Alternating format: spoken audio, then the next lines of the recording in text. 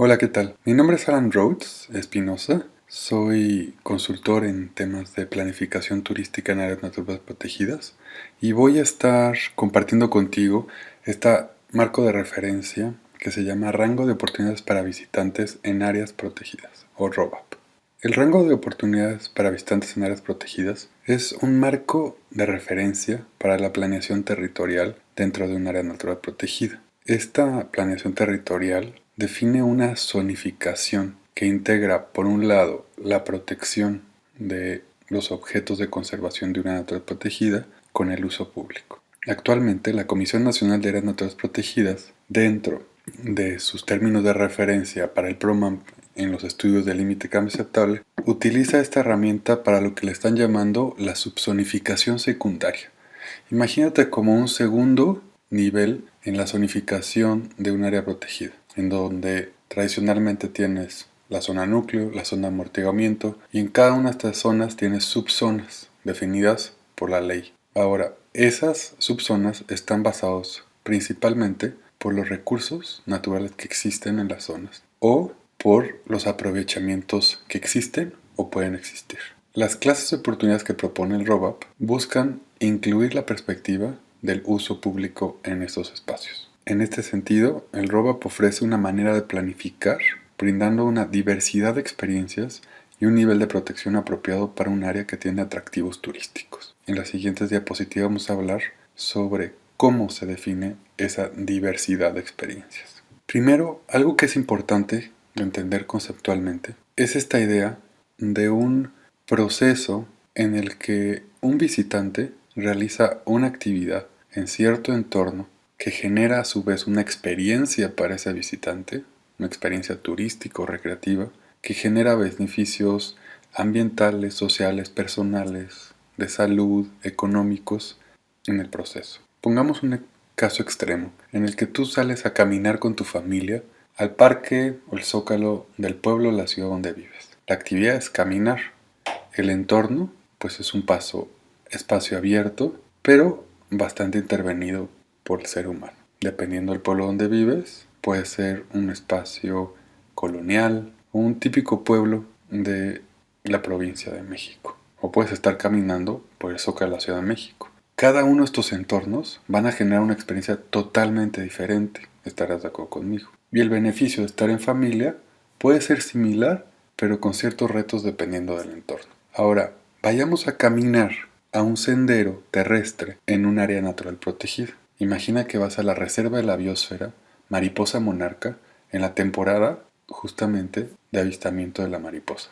Dependiendo del santuario que visites, el entorno va a ser natural, con algunos rasgos rurales, aprovechamientos rurales, y si vas al santuario del Rosario, pues en temporada alta vas a encontrar cientos de personas, pero si vas al santuario de Sengio, pues vas a encontrar mucho menos personas. Entonces tienes un espacio biofísico bastante similar, pero la aglomeración de personas genera un entorno social muy diferente y por ende una experiencia diferente. El beneficio de hacer ejercicio, de sentirte bien, si vas con tu pareja o con tu familia, entrar en conexión con la naturaleza. Pero si hay cientos de personas en la colonia del Mariposa Monarca, pues si eres una persona sensible al impacto ambiental, vas a estar preocupado por lo que está sucediendo en ese espacio y tu experiencia puede disminuir, sobre todo en los espacios donde hay mayor aglomeración de visitantes. Entonces, aunque estés realizando una misma actividad, el entorno en el que se realiza esa actividad define o afecta tu experiencia. Un entorno, sobre todo en espacios naturales, sean protegidos o no, pero vamos a hablar principalmente de las naturales protegidas, están constituidos por tres ámbitos. El biofísico, que incluye elementos de la naturaleza, bióticos o abióticos. En este sentido estoy hablando de la flora, de la fauna, de la cobertura vegetal, de los ríos, de los cuerpos de agua que puedas encontrar en este sitio, pero también con elementos geológicos que son importantes y que definen las características biofísicas de ese espacio. Por otro lado está el entorno social. En este sentido estamos incluyendo las actividades que realizan los visitantes, cómo las realizan, qué tamaño de grupo, la posibilidad de encuentros entre estos grupos de visitantes, pero también los encuentros y las actividades que ves de gente local. Por ejemplo, espacios de ganadería, o en los ríos y en los lagos ves a pescadores, o hay presencia de milpas, por ejemplo. Entonces, todas estas actividades agrícolas, pastoriles, pues influyen también en la experiencia que vas a tener. Si tú vas a la reserva de la biosfera Los Tuxtlas, donde el paisaje es bastante intervenido, muy rural, donde ves potreros y milpas constantemente, pues entonces tu experiencia va a ser muy diferente a que si te vas a Calakmul y no encuentras casi ninguna intervención en las zonas de amortiguamiento. Y puedes encontrarte en el camino sí, vestigios arqueológicos, algunos públicos, otros no, porque es tan vasto. Si en cambio te vas hacia la zona de la Lacandona, pues dependiendo del área natural protegida, Montes Azules en ciertos puntos pues es también muy rural, porque ya está bastante intervenido, y otras zonas están mejor conservadas. Finalmente está el ámbito de la gestión, y esto corresponde a la acción, infraestructura, presencia de la agencia administradora del sitio. En este caso, dentro de las áreas naturales protegidas federales, pues las acciones y la presencia de personal, señalización, tipo de infraestructura que la Comisión Nacional de Áreas Naturales Protegidas ha instalado. Estos ámbitos que conforman un entorno generan clases de oportunidades de la experiencia. Algunos les llaman zonas de oportunidades de la experiencia, otros clases de oportunidades de la recreación, pero les vamos a llamar en resumen clases de oportunidades. Y lo tienes que entender como estas zonas. En este sentido, las clases de oportunidades se definen como categorías de zonas que ofrecen combinaciones de los entornos biofísicos, sociales y de gestión de un área natural. Puede ser protegida o no protegida. Vamos a ver algunos ejemplos. La definición de lo que se considera de entorno biofísico y un ejemplo de una clase de oportunidad prístina. Entonces, el entorno biofísico se refiere al conjunto de factores físicos y biológicos cuyo efecto dan características particulares al área. Consideramos factores como la cobertura vegetal, la evidencia de actividad humana, el tamaño del área y el tipo de acceso a esa zona. Un ejemplo de descripción de una clase de oportunidad prístina es que es posible experimentar un alto grado de naturalidad y integridad ecológica y procesos ecológicos naturales y una composición de especies nativas y endémicas muy natural. Hay muy poca evidencia de actividad humana y encuentros con otros visitantes o usuarios locales no son muy frecuentes. El acceso es normalmente a pie y es por senderos sencillos. El entorno social se refiere a los atributos humanos que influyen en la experiencia de los visitantes o residentes del área, tales como tipos de personas encontrados, su comportamiento, tamaño de los grupos encontrados, las actividades humanas permitidas y el número de encuentros con otros.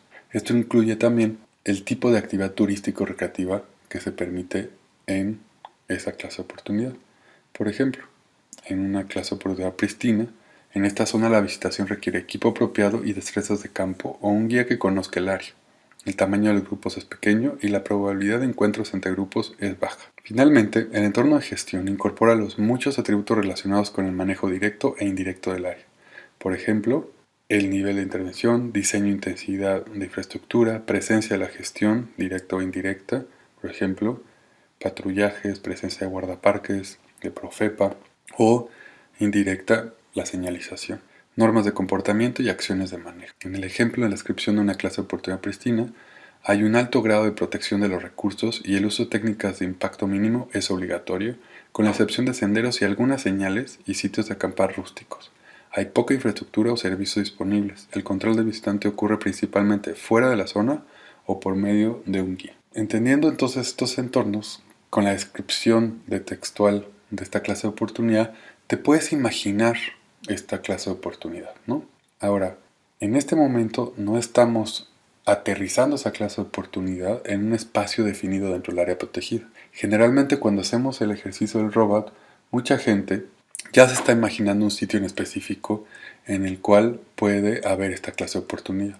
Idealmente cuando estás haciendo el ejercicio, no debes pensar en sitios específicos, sino más bien en cuál es esa diversidad de opciones que quieres ofrecer dentro de tu área natural protegida.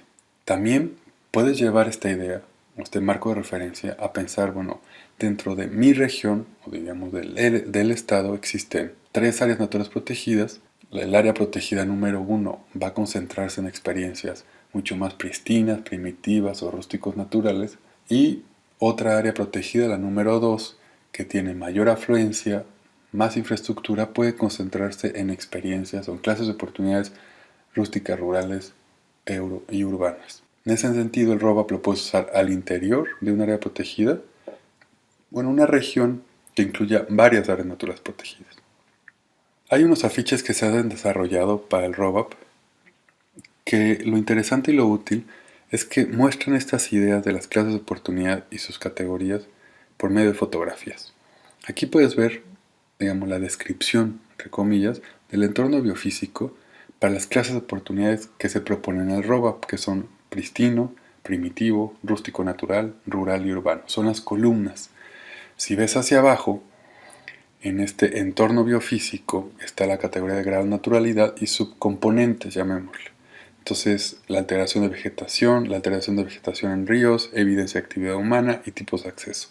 Ahora, si tú observas cada uno de los renglones de izquierda a derecha, de pristino a urbano, vas a ver esos cambios que existen en estos 5 clases de oportunidades que propone el ROBAP. Entonces, en el pristino, pues prácticamente no hay ninguna alteración de la vegetación terrestre, ni alrededor de ríos o cuerpos de agua, ninguna evidencia de actividad humana, y el tipo de acceso es prácticamente tienes que entrar con machete.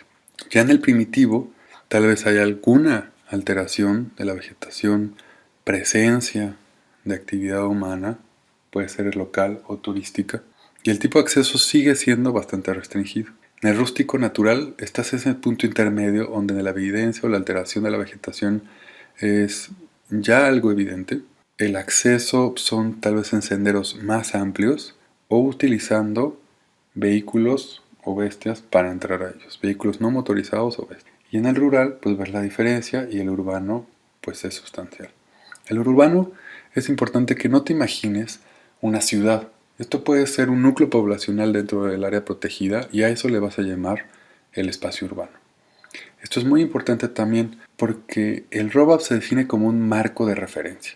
En este sentido, y lo voy a comentar más adelante, estos nombres de las clases de oportunidades pristino, primitivo, rústico natural, rural y urbano, no a fuerzas tienes que denominarlo así siempre. De hecho, muchas personas sienten que tiene una connotación mucho más terrestre para áreas naturales protegidas terrestres y que no aplica mucho para áreas costeras o marinas, aunque sea utilizado. Entonces, en ese sentido, tómalo como una referencia.